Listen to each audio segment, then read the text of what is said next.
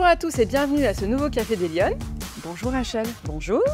Alors aujourd'hui, je suis vraiment très heureuse d'être accueillie dans les locaux malheureusement encore trop inconnus sur Lyon d'un petit bijou qui s'appelle le Life Hub Lyon de Bayer.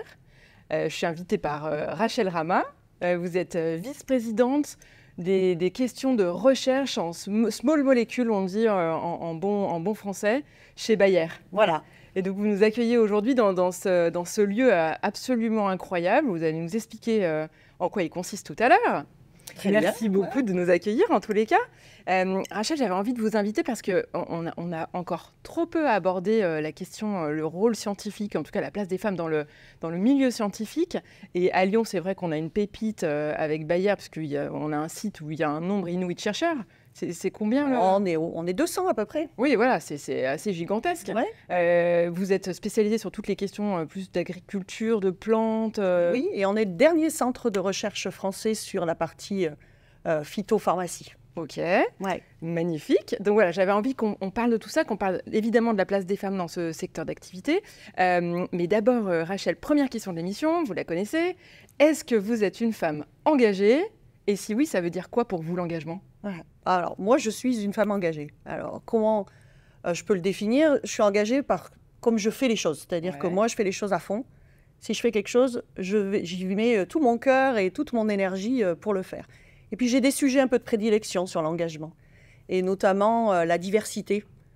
J'aime avoir des équipes, et même autour de moi, et mes amis sont très, très différents. J'aime bien ça, les différentes façons de penser. C'est quelque chose qui m'intéresse beaucoup. Mais j'aime aussi, je trouve qu'au niveau de l'entreprise, on ne travaille pas beaucoup sur l'inclusion aussi. D'accord. C'est bien d'avoir des gens divers, mais après, il faut travailler l'inclusion. Et puis, ce n'est pas que dans l'entreprise, c'est aussi à l'école. Parce que moi, j'ai un fils qui a un handicap et je me bats pour qu'il soit inclus à l'école. Et on est loin de où on devrait être sur l'inclusion. Et même dans l'entreprise, on a encore beaucoup de choses à faire. Ouais. Et puis, il y a toujours les questions égalité, équité aussi. Et là aussi, moi, j'œuvre au niveau de l'entreprise et aussi dans ma vie privée pour qu'on ne traite pas les gens tous de la même façon, parce qu'on est tous différents et on a tous des besoins différents. Et donc, souvent, on se dit l'égalité, c'est traiter les gens de la même façon, ce qui n'est absolument pas vrai, puisqu'il faut faire quelques adaptations. Il faut donner la même chance à tout le monde de réussir. Et donc, ça, c'est quelque chose que j'essaie de faire aussi dans ma vie privée et professionnelle. Et ça me tient vraiment, vraiment à cœur. Alors, vous êtes une femme engagée. Pourquoi c'est important d'être engagée ? Vous êtes engagée dans votre milieu professionnel, vous êtes engagée dans votre vie privée. Pourquoi c'est important d'être engagée selon vous ? Moi, je veux faire changer les choses. Je veux avoir de l'impact.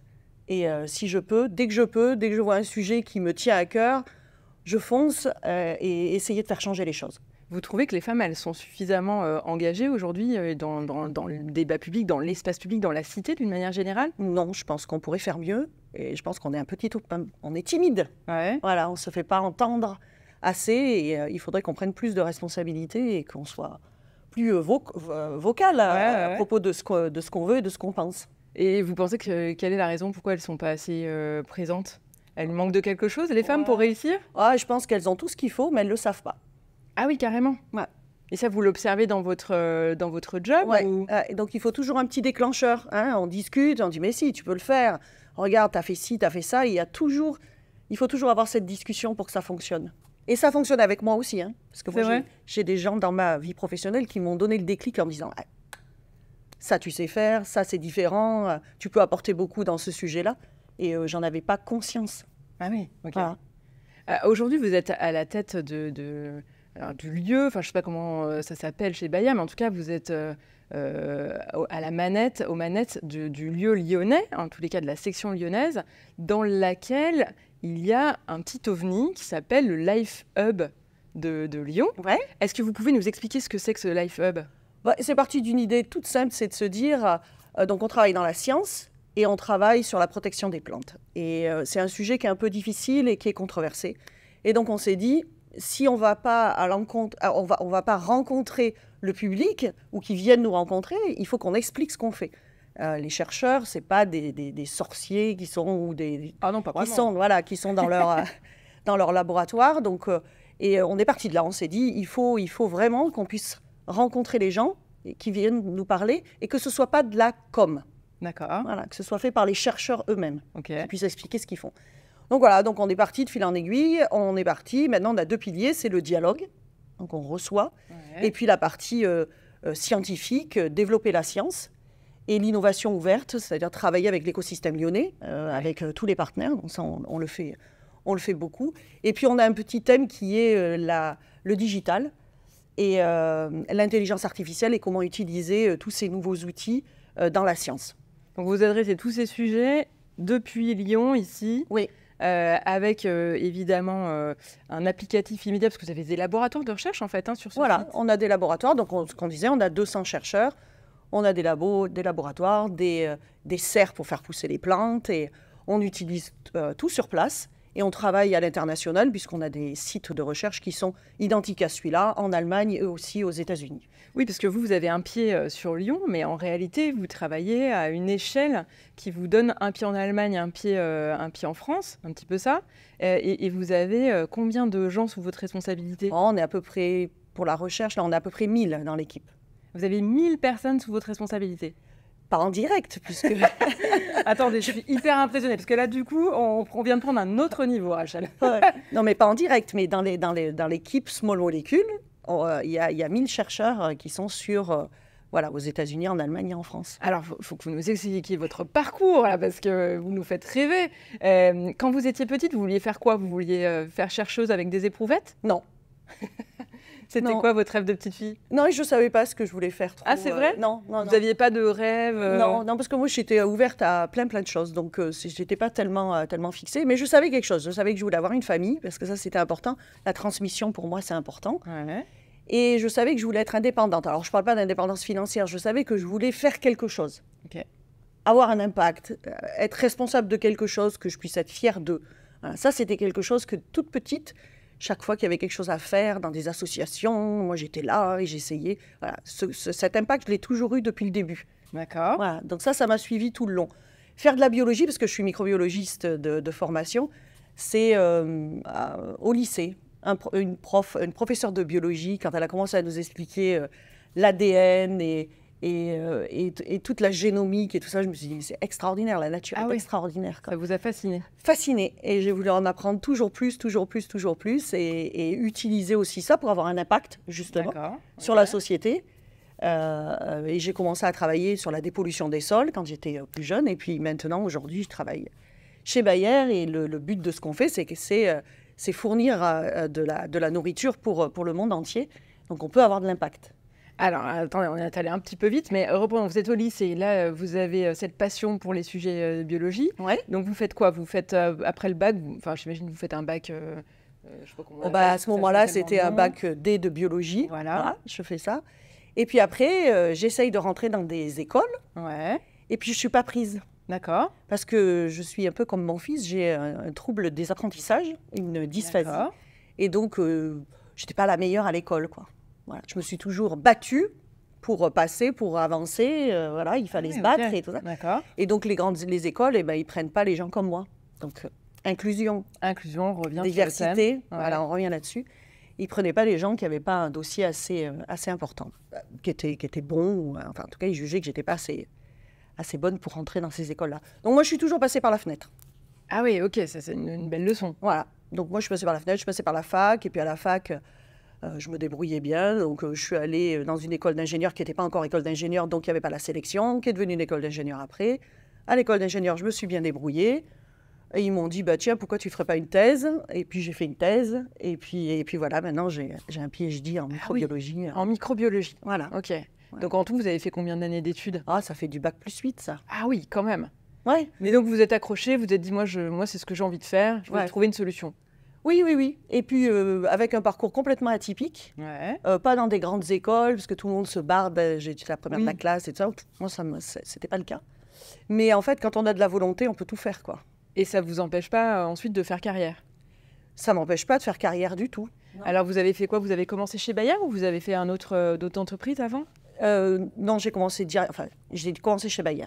D'accord. Ouais. Et puis, petit à petit... Donc là, vous commencez, c'est quoi votre premier job? Ah, je suis responsable d'un laboratoire avec 4 techniciens. Ah, tout de suite? Oui, enfin, on commence... Totalement, voilà. des questions qui sont peut-être... Non, on commence comme ça. sur un sujet très innovant, la mise en place d'un sujet innovant. Et petit à petit, j'ai fait mon chemin dans l'entreprise. Dans ce parcours, vous diriez que c'est plutôt des hommes ou des femmes qui vous ont aidé à franchir les étapes? Et c'est que des hommes. C'est des hommes qui vous ont quoi, guidé, orienté, encouragé? Oui. Qui ont su reconnaître ce que je pouvais apporter qui était différent de ce qu'ils avaient eux. D'accord. Parce que je suis quelque part assez atypique parce que je ne suis pas très analytique comme les scientifiques. Les mathématiques, des fois, c'était un peu compliqué pour moi et tout ça. Et donc, j'apporte d'autres choses. J'apporte beaucoup de ce qu'on appelle les soft skills. Ouais. C'est-à-dire comprendre les gens, embarquer les gens avec moi, toute cette énergie qu'on peut mettre et l'enthousiasme que je peux avoir. Et donc, ils ont reconnu ce côté-là, qui était complémentaire du leur. Et puis, ils m'ont dit, on a besoin de gens comme toi aussi en R&D parce que c'est assez atypique comme profil en R&D. Et ils m'ont toujours poussé, ils m'ont rassuré. Beaucoup rassuré. C'est vrai? Vous n'aviez pas confiance en vous? Non. Ah non, c'est vrai? Non. Ok. Non. C'est-à-dire que vous vous disiez quoi? Vous vous disiez non, les postes supérieurs ne sont pas pour moi? Oui, parce qu'ils étaient tenus par des gens que je n'avais pas envie de leur ressembler.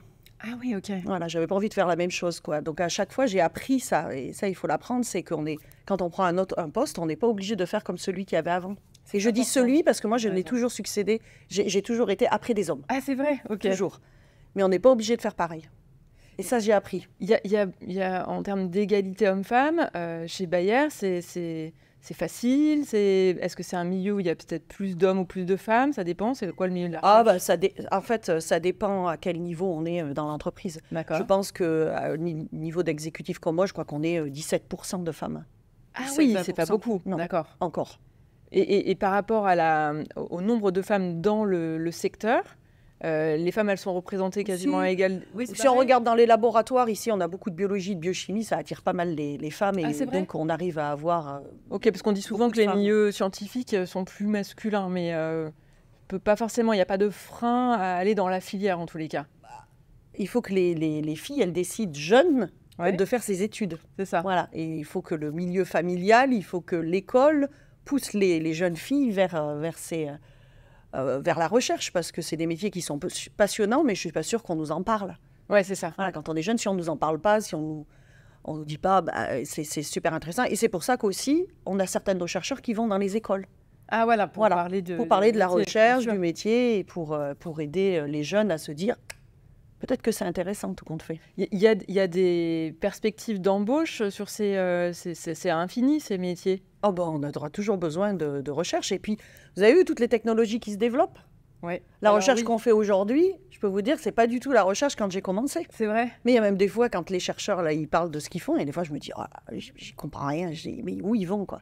C'est incroyable, on a des nouvelles technologies, et c'est infini, quoi. Ouais. Il y aura toujours quelque chose à inventer, et puis pour faire avancer la société. Donc il faut que les femmes s'engagent. Il y a de la place pour elles là-dedans. Il y a de la place, oui, il y a beaucoup de place. Alors vous disiez après, dans les postes exécutifs, plus que 17%, qu'est-ce qui se passe? Alors si on rentre à 50-50, pourquoi il y a moins de femmes quand on monte les étages selon vous? Moi je pense que ça fait un peu peur. C'est vrai? Ouais. Avoir une vie de famille, travailler, c'est quand même beaucoup de responsabilités. Ouais. Et je pense que ça fait peur. Mais alors, et à tort. Mais ça fait peur à tort. Ouais, d'accord. Voilà, ça fait peur, mais je pense que ça fait peur à tort parce qu'en fait, il faut être bien organisé. Ouais. Ça, je suis super organisée. Et puis, moi, je ne suis pas toute seule. Oui, parce que vous avez, ce que je disais tout à l'heure, un pied à Lyon, un pied parfois en Allemagne. Enfin, en tout cas, vous faites beaucoup de déplacements dans votre métier. Oui. Je suis souvent à l'étranger. Ah oui, d'accord. Donc, vous avez une organisation familiale. Vous avez parlé de votre fils. Ça veut dire qu'il faut... On s'organise. Moi, j'ai quelqu'un qui m'aide à la maison. Ouais. Et puis, mon mari est là. Il fait plein de choses. Ouais. Non, moi, j'ai un mari extraordinaire qui m'aide beaucoup.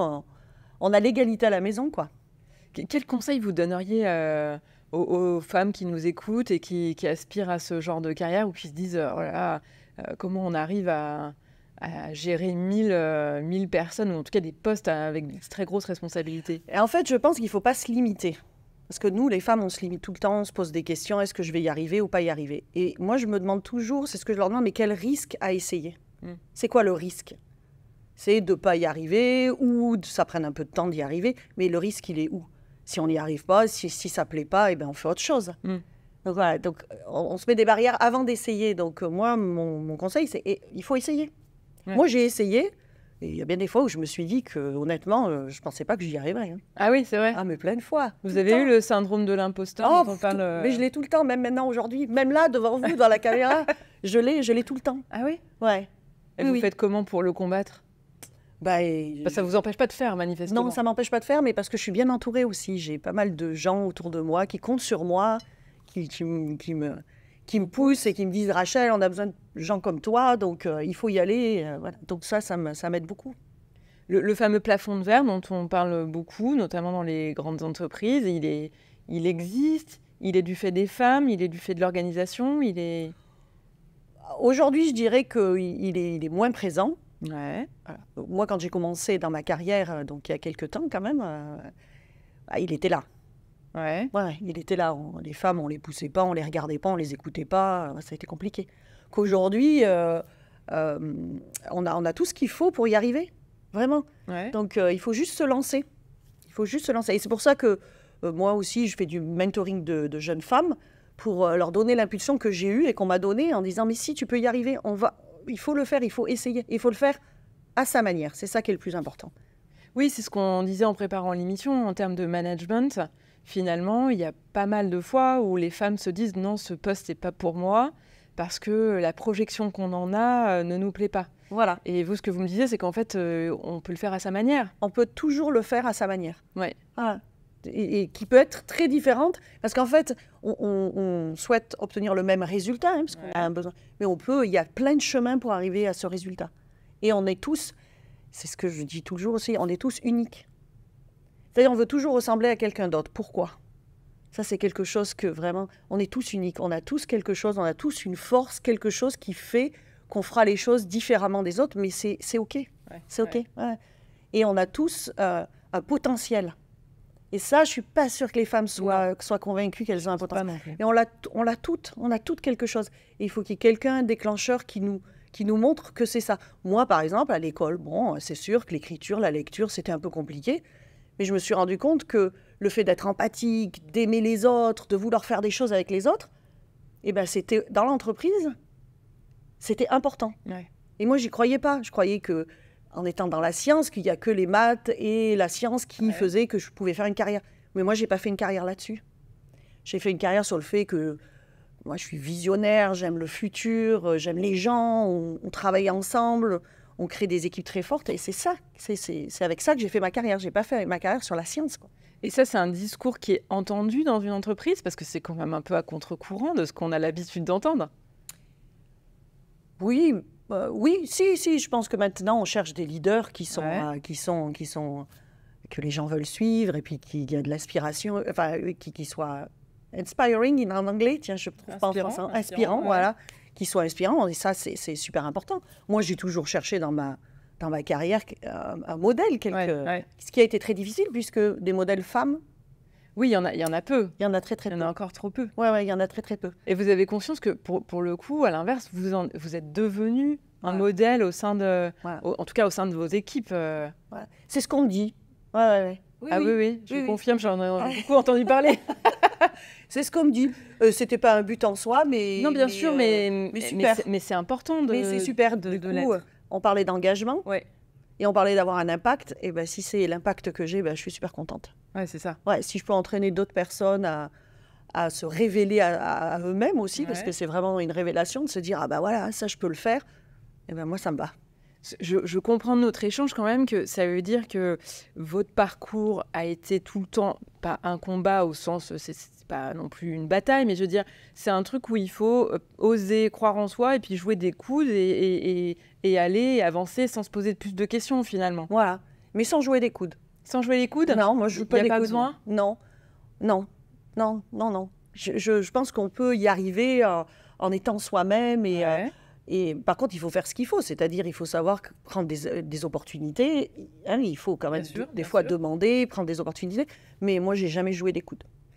Je rentre pas dans ce système-là. Voilà. D'accord. Et ça vous empêche pas d'avancer. Voilà, parce que je refuse ça. Quand je vois quelqu'un qui a envie de se battre un peu avec moi, ça, je refuse. Je reste toujours très calme. J'avance mes arguments tranquillement. On se bat pas. En termes de RH, au niveau où vous trouvez, ça veut dire que vous êtes amené forcément à faire des processus de recrutement, en tout cas à observer les avancements de vos équipes. Est-ce que les femmes se comportent différemment des hommes ou est-ce qu'aujourd'hui c'est la même manière, tout le monde répond de la même manière à une offre d'emploi interne ou... Non, non, non. Nous, les femmes, on est toujours sur... si je ne remplis pas 100% de ce qui est écrit sur la description de poste, je ne postule pas. J'y vais pas. Voilà, j'y vais pas. Et puis en entretien, je commence par faire la liste de tout ce que je ne sais pas faire. Ah oui, je les femmes disent ça. Ouais. Ah oui. Bah, mais ça, je ne suis pas sûre. Hein. Alors ça, peut-être pas non plus, mais ça, je pourrais aider sûrement. Et il y a toujours un profil qui est assez... on n'est pas... Comme les hommes, on dit on va pouvoir tout faire, on sait tout faire et tout. Ça, c'est vraiment... C'est trop d'humilité chez les femmes. Voilà, donc notre rôle en tant que recruteur, c'est de poser les bonnes questions. Ah oui, voilà. Il faut aller chercher. Il faut aller chercher, qu'est-ce que vous avez fait, donc poser les bonnes questions pour révéler en fait le potentiel de la personne. Est-ce que vous avez besoin aussi, à l'inverse, de convaincre parfois des candidates qu'elles peuvent prendre un poste, ou un peu comme ce que des hommes ont fait pour vous? Ou est-ce que non, aujourd'hui, si elles postulent, c'est qu'elles sont déjà convaincues? Non, il faut toujours qu'on convainque certaines personnes. Il faut aller en chercher. Oui, il faut qu'on aille les chercher. Ouais.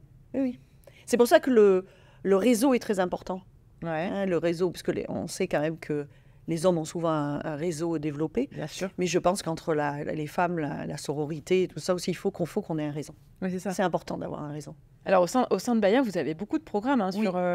vous en parliez un petit peu tout à l'heure, le monitoring d'autres femmes. On a un programme qui s'appelle WISE, donc c'est Women in Science. D'accord. Voilà, où on fait du mentoring de jeunes femmes et c'est super intéressant. Mais il y a aussi des hommes qui y participent. Parce que l'idée, c'est pas d'être contre les hommes, mais ça... Bon, vous êtes au bon endroit. Oui, voilà, c'est ce que j'allais dire. C'est évident, je ne l'ai pas dit, mais c'est évident. Donc, non, on travaille tous ensemble au développement des femmes et développer le potentiel de tout le monde.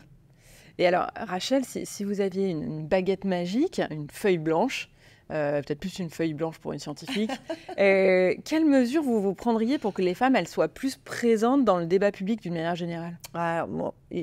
Je pense que ce qui nous manque, c'est des modèles.